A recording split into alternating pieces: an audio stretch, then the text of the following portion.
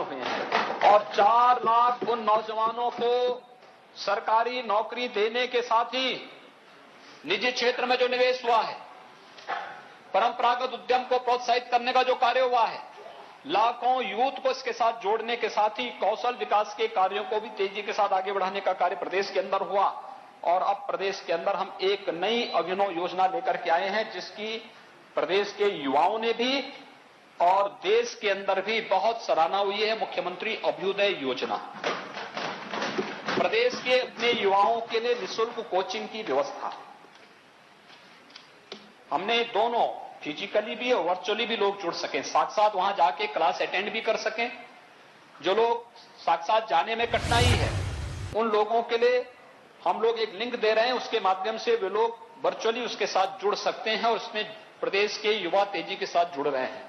और इसमें फिर पात्रता के अनुसार उन यूथ को टैबलेट दे करके उन्हें किसी भी प्रतियोगी परीक्षा के लिए, चाहे वह यूपीएससी का हो, यूपी पीसीएस का हो, रेलवे का है, बैंकिंग का है, या किसी भी परीक्षा की नीट का है, जेई का हो, या फिर प्रदेश के अंदर या देश के अंदर एनडीए सीडीएस का हो, किसी भी प्रतियोगी परीक्षा का प्रशिक्षण और उसमें अच्छी फैकल्टी को रखने के साथ ही उन्हें उस प्रकार का एक वातावरण दिया जा रहा है जिससे प्रदेश के युवा हर एक फील्ड में जाकर के अपनी प्रतिभा का लोहा बना सके और उनको उस प्रकार का मंच मिल सके। मुख्यमंत्री अभ्युदय योजना को हम लोगों ने प्रदेश के अंदर लागू कर दिया है। पहले चरण में कमिश्नरी स्तर पर इसको लागू किया गया है और दूसरे चरण में इसको हम लोग प्रदेश के हर एक जनपद तक पहुंचाने का कार्य करेंगे। यह एक कार्य प्रदेश के अंदर बहुत अच्छे ढंग से लागू करने का कार्य हुआ है। महोदय, एक कार्य जो प्रदेश के अंदर आगे बढ़ाने का कार्य हुआ है,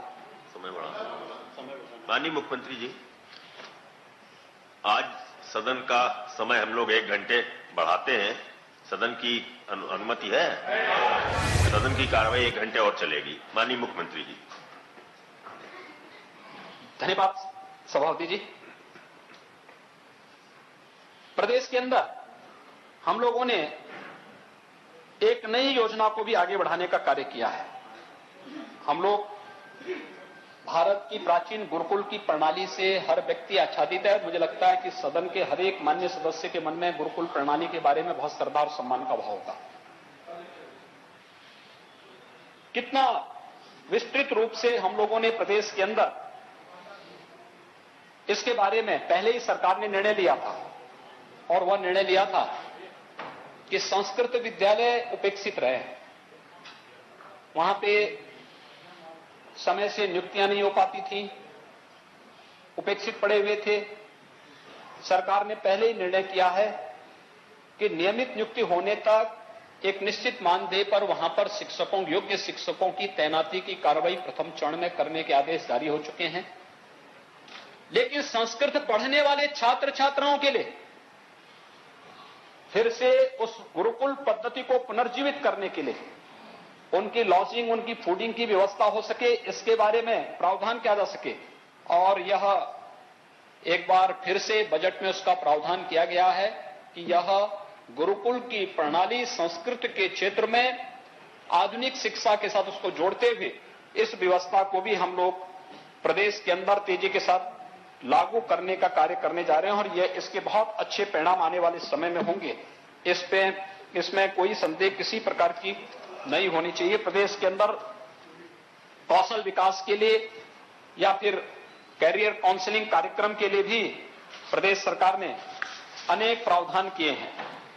महोदय, इसके साथ ही प्रदेश के अंदर हम लोगों ने 13 लाख युवाओं के पंजीकरण, कौशल स्किल डेवलपमेंट के जो हमारे सेंटर चल रहे हैं, इनमें उनके स्किल डेवलपमेंट के साथ ही वहां पर उन युवाओं के व्यवस्थित समायोजन के लिए वोकेशनल एजुकेशन से जुड़े हुए जो हमारे आईआईटी हैं या कौशल विकास से जुड़े हुए जो सेंटर हैं, उनको किसी न किसी उद्योग के साथ जोड़ने के कार्य भी किए गए। क्योंकि उद्योग के साथ जुड़ेंगे तो उनका एक अप्रेंटिस का भी एक कार्यक्रम चलेगा, साथ साथ चलता रहेगा स्किल डेवलपमेंट में, क्योंकि वहां पर एक व्यवहारिक ज्ञान एक सीमा तक दिया जाएगा, लेकिन उसको उद्योग के साथ जुड़ने पर एक व्यवहारिक ज्ञान की भी उसमें वृद्धि होगी और साथ साथ उसकी एक निश्चित इनकम भी उसके साथ जुड़ती जाएगी। ये कार्य प्रदेश के अंदर हम लोगों ने प्रदेश के अंदर इसको लागू किया है। ये सभी कार्य बहुत मजबूती के साथ आगे इस प्रदेश के अंदर चल रहे हैं। इसके साथ ही प्रदेश के अंदर चाहे वह स्मार्ट सिटी योजना के अंदर नगरीय क्षेत्रों में होने वाले कार्य हों, 10 सिटी हमारी ऐसी हैं जो भारत सरकार के सहयोग से स्मार्ट सिटी के रूप में बदल रही हैं। 5 सिटी ऐसी हैं, 7 ऐसी हैं जो राज्य सरकार ने अपने स्तर पर उन्हें स्मार्ट सिटी के रूप में डेवलप करने की कार्य योजना बनाई है। 60 नगर ऐसे हैं जिन्हें अमृत योजना के अंतर्गत बुनियादी सुविधाओं से आच्छादित करने की कार्रवाई चल रही है। और जल जीवन मिशन के अंतर्गत भी हर घर नल की योजना के साथ प्रदेश के अंदर नगरीय क्षेत्रों में भी शुद्ध पेयजल की आपूर्ति हो सके। पेयजल की आपूर्ति महोदय कितना महत्वपूर्ण है। स्वच्छ भारत मिशन और शुद्ध पेयजल की आपूर्ति कैसे लोगों के जीवन में व्यापक परिवर्तन ला सकता है, इसका आधार अगर हम देखना चाहते हैं तो पूर्वी उत्तर प्रदेश के उन क्षेत्रों को देखें जहां पर इंसेफ्लाइटिस से मौतें होती थी। गोरखपुर, बस्ती, देवीपाटन कमिश्नरी, बरेली कमिश्नरी, ये पीलीभीत होते हुए आप चले जाइए सहारनपुर तक, लगातार मौतों का एक सिलसिला चलता था। 1200 से 1500 मौतें हॉस्पिटल में और इतनी मौतें घरों में हर वर्ष होती थी। और मुझे प्रसन्नता है, हम आभारी हैं प्रधानमंत्री मोदी जी के, स्वच्छ भारत मिशन ने हर घर को शौचालय दिया। शुद्ध पेयजल की आपूर्ति हमारी सरकार ने उन गांवों तक पहुंचाने का काम किया। अंतर विभागीय समन्वय ने व्यापक कार्य योजना को लागू किया। आज इंसेफ्लाइटिस पर हम लोगों ने काफी हद तक नियंत्रण किया। 95% की मौतें वहां पर होती। ये हर घर नल की योजना, ये लोगों को शुद्ध पेयजल उपलब्ध कराने के साथ साथ बीमारी के खर्चे को भी बचाने का एक बहुत बड़ा माध्यम है, लोगों की आरोग्यता का एक बहुत बड़ा आधार बनने जा रहा है। और इसलिए यह योजना प्रदेश के अंदर लागू हो रहा है। ग्रामीण क्षेत्र के लिए 15,000 करोड़ रुपए की व्यवस्था, शहरी क्षेत्र के लिए भी 2,000 करोड़ रुपए की व्यवस्था इसके तहत यहां पर प्रदेश के अंदर करने का कार्य हुआ है। और ये बहुत अच्छे ढंग से इस कार्यक्रम को हम आगे बढ़ाने का कार्य कर रहे हैं। महोदय, प्रदेश के अंदर हम लोगों ने बहुत सारे अन्य कार्यक्रमों को भी प्रदेश के अंदर जोड़ा, चाहे वह विश्वविद्यालयों का देखें। विश्वविद्यालय के स्तर पर अगर आप देखेंगे तो प्रदेश के अंदर इन चीजों को भी हम लोगों ने किया है।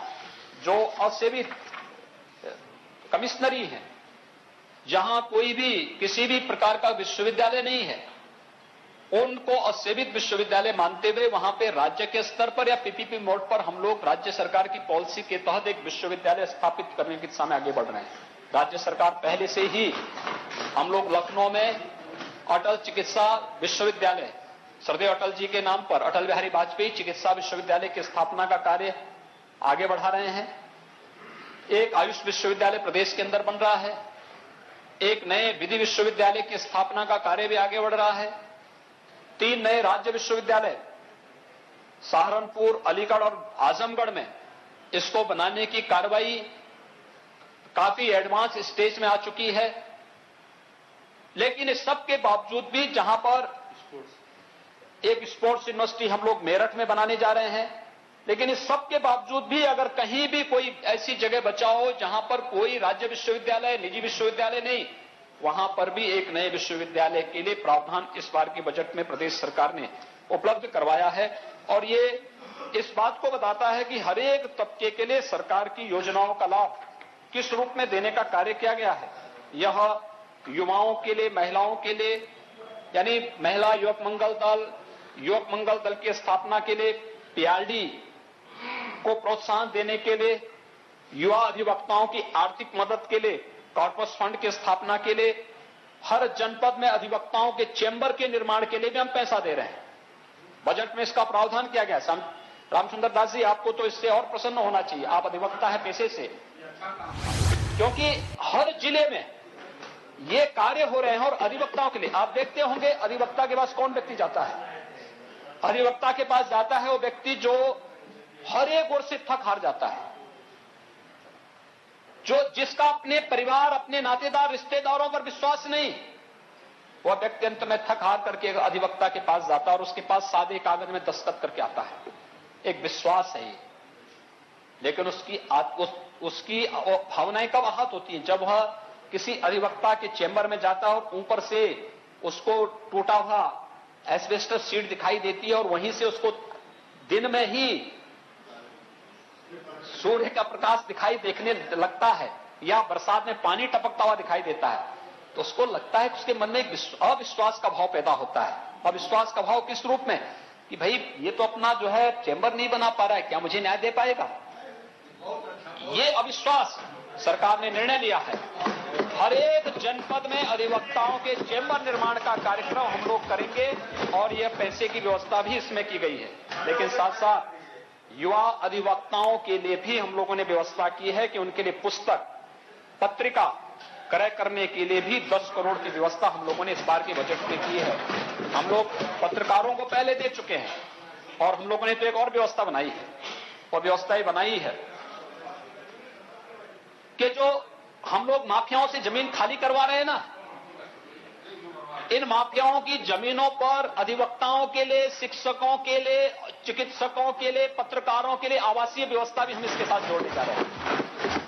अच्छे एफोर्डेबल हाउसिंग स्कीम यहां पर इन लोगों को उपलब्ध करवाएंगे और ये कार्य जहां प्रदेश के अंदर तेजी के साथ आगे बढ़ाने का किया जा रहा है, वहीं साथ ही साथ कुछ नए योजनाएं हम श्रमिकों को लेकर के भी आए हैं। श्रम शक्ति भारत की शक्ति है, ताकत है। उसके खून और पसीने से इस देश का इंफ्रास्ट्रक्चर तैयार होता है, वो विकास का मॉडल बनता है और उस विकास के मॉडल का वह दीनहीन स्थिति में रहे, ये नहीं हो सकता। हमारी सरकार ने ही किया था, पहले भी हो सकता था, सोच नहीं थी। संगठित क्षेत्र के श्रमिकों के लिए हम लोगों ने उनके बच्चों के लिए अटल आवासीय विद्यालय हर कमिश्नरी में, आज वे लोग लखनऊ में हैं, 2 महीने काम करने के बाद वे लोग कानपुर चले गए, 4 महीने वहां काम किए, फिर उसके बाद आगरा चले गए या अन्यत्र चले गए। अब उनके साथ उनके बच्चे भी भटकते थे। हमारी सरकार ने तय किया है उनके बच्चों को 6 से लेकर 12वीं तक निःशुल्क एनसीईआरटी के पैटर्न पर सीबीएसई बोर्ड के विद्यालयों में उस प्रकार का पाठ्यक्रम हम लोग अटल आवासीय विद्यालयों में उनके लिए पढ़ाने की व्यवस्था करेंगे। लॉजिंग, फूडिंग और हर प्रकार की सुविधाओं हम लोग उनको उपलब्ध कराएंगे और इसके लिए तो व्यवस्था की ही गई है। लेकिन साथ साथ मुख्यमंत्री प्रवासी श्रमिक उद्यमता विकास योजना को भी हम लेकर के आए हैं कि जितने हमारे प्रवासी श्रमिक हैं इनकी स्किल डेवलपमेंट का भी कार्यक्रम हम करेंगे और फिर इनको निश्चित रोजगार के साथ जोड़ने, क्योंकि जब तक व्यक्ति अनट्रेंड है वो कहीं गया उसको कम पैसा मिलता है, लेकिन जैसे वो ट्रेंड हो गया उसका वही मानदेय दुगना तक हो जाता है, ज्यादा बढ़ जाता है, उसको काफी लाभ मिलता है। ये योजना दे रहे हैं और एक बहुत बड़ी योजना हम लेकर के आए हैं बजट में, जिसका हमने प्रावधान कर दिया वह है प्रदेश के संगठित या असंगठित क्षेत्र के लेबर के लिए। हम लोगों ने कोरोना के दौरान गरीबों की और मजदूरों की उस स्थिति को देखा बहुत नजदीक से। ये लगभग 2 करोड़ की संख्या है, 1 करोड़ की संगठित क्षेत्र का और 1 करोड़ असंगठित क्षेत्र का। कोई भी ऐसी त्रासदी आती है, सबसे पहला शिकार उसका बनता है यह तबका, जिसमें आपके नाविक भी आ गए।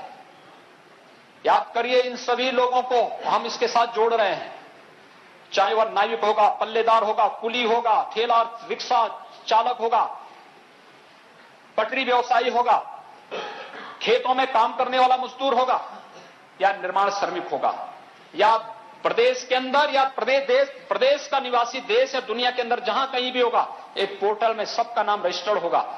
हर एक को सामाजिक सुरक्षा की 2 लाख की गारंटी हम प्रदेश सरकार की तरफ से देने जा रहे हैं और साथ साथ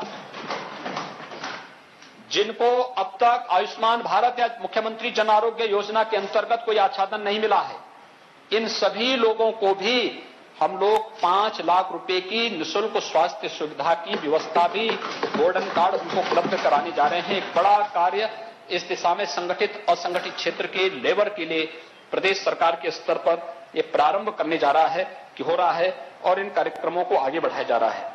इसके लिए हम लोगों ने प्रदेश में कामगार और श्रमिक सेवायोजन एवं रोजगार आयोग का गठन पहले ही किया है, एक कार्य अपना प्रारंभ कर चुका है। महोदय, इसके साथ ही मुख्यमंत्री युवा रोजगार योजना के लिए भी हम लोगों ने 100 करोड़ रुपए की अलग से व्यवस्था की। हमारा जो युवा आता है, आप जाइए आज किसी भी टेक्निकल इंस्टीट्यूशन में आप जाइए, ज्यादातर युवा अपने स्वयं के कारोबार के साथ जुड़ना चाहता है, अपना स्टार्टअप स्थापित करना चाहता है। पूंजी नहीं, कौन देगा? राज्य सरकार ने कहा हम आपको सपोर्ट करेंगे, हम आपको बैंकों के साथ जोड़ेंगे। हमने 100 करोड़ रुपए की व्यवस्था इसके साथ जोड़ी है और इन योजनाओं के साथ जोड़ करके उन्हें हम हर प्रकार से हर प्रकार की सुविधाएं उन्हें उपलब्ध कराने का कार्य करेंगे।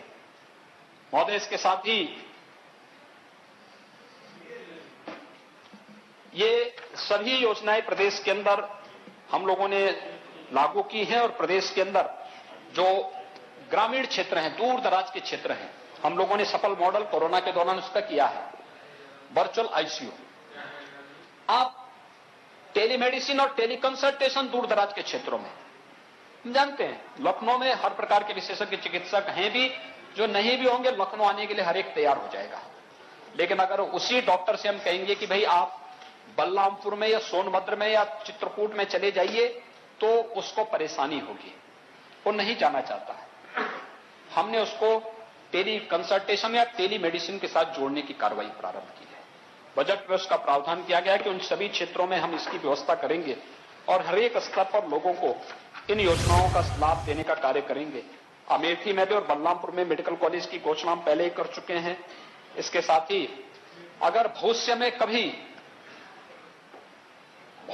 कभी दुर्भाग्य से कोई ऐसी बीमारी आ गई, जैसे कोविड के दौरान ही आपने देखा होगा, कोरोना जब आया था प्रदेश के अंदर टेस्टिंग लैब नहीं थी, हम लोगों ने उसके बाद विकसित की। 0 से 2 लाख तक हम लोग को लेकर के आज के दिन पर अगर कोई कहेगा कि 2 लाख टेस्ट एक दिन में करने, हम 2 लाख टेस्ट एक दिन में कर सकते हैं। लेकिन शुरू में हमारे पास क्षमता नहीं थी, क्योंकि न हमारे पास बीमारी की जानकारी थी और न ही हमारे पास उस प्रकार की सुविधाएं थी, न उस प्रकार का इंफ्रास्ट्रक्चर था। अब हम लोग इसकी सुविधा पहले देश के अंदर केवल national institute of virology Pune के पास थी, आज उसी प्रकार की एक लेबोरेटरी लखनऊ में स्थापित करने के लिए हमने बजट का प्रावधान कर दिया है और वह लखनऊ में स्थापित हम लोग करेंगे। लखनऊ के माध्यम से हम इन चीजों को आगे बढ़ाने का कार्य करेंगे। महोदय, इसके साथ ही प्रदेश के अंदर स्वच्छता मिशन के अंदर बहुत अच्छा काम पहले भी हुआ है। आज हर ग्राम पंचायत में एक सामुदायिक शौचालय के निर्माण की कार्रवाई और इसको बहुत तेजी के साथ आगे बढ़ाने का काम भी हो रहा है। नागरिक उड्डयन के क्षेत्र में भी हम सब जानते हैं कि यह क्षेत्र विकास की नई संभावनाओं वाला क्षेत्र है और ढेर सारी योजनाएं इसके माध्यम से हम बना सकते हैं। मुझे बताते हुए प्रसन्नता है कि आज प्रदेश के अंदर जेवर में एक इंटरनेशनल एयरपोर्ट का निर्माण कार्य हो रहा है।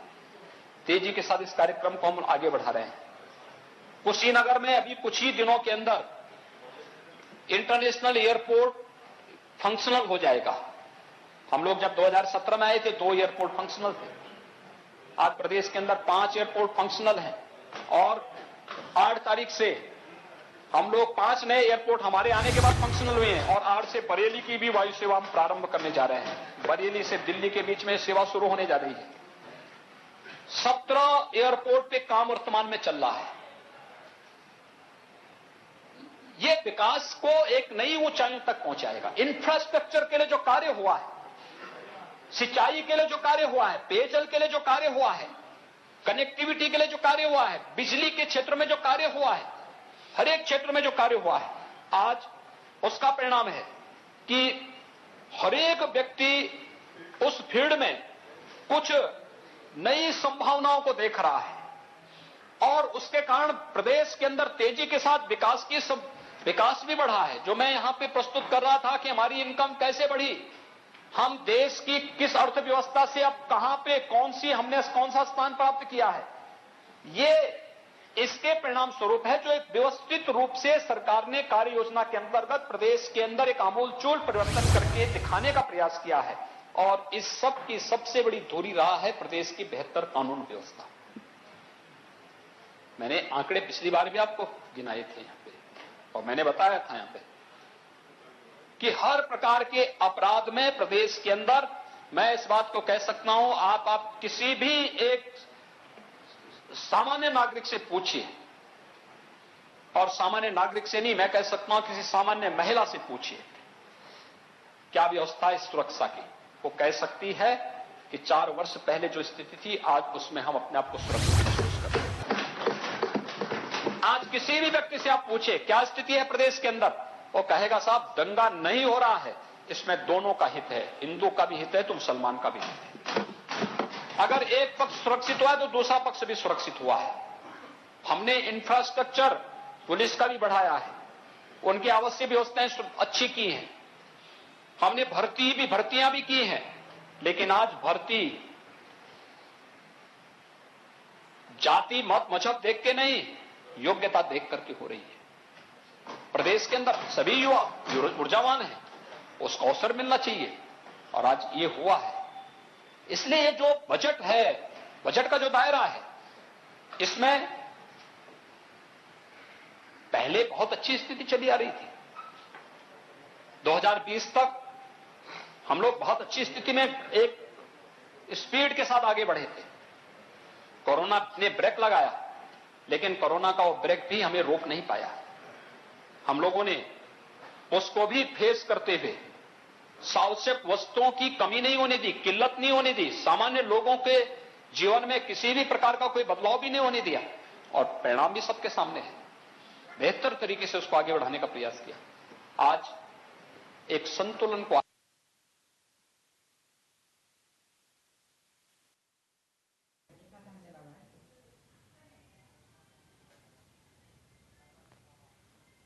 ध्यान भी रखा है।